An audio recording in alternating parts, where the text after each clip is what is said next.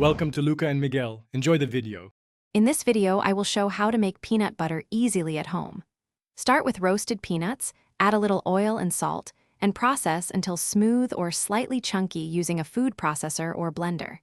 Taste and adjust sweetness or salt, then transfer the peanut butter to a clean jar. Store in the fridge for longer freshness and enjoy on toast, in smoothies, or for baking. Share your results in the comments. Gather 2 cups of roasted peanuts, 1 to 2 teaspoons of neutral oil, and a pinch of salt to start. Use a sturdy food processor for best texture or a high-speed blender if needed, scraping down sides occasionally.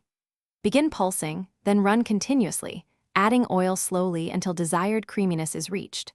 For crunchy peanut butter, reserve 1/4 cup chopped peanuts and stir in at the end. Try a pinch of sugar or honey for sweet. Roast raw peanuts at 350 degrees F for 8–10 minutes if starting from raw, then cool before processing. Start with short pulses to break peanuts down, then blend for 1 to 3 minutes, scraping as needed to ensure even texture. Add oil in teaspoon increments to control consistency and salt to taste.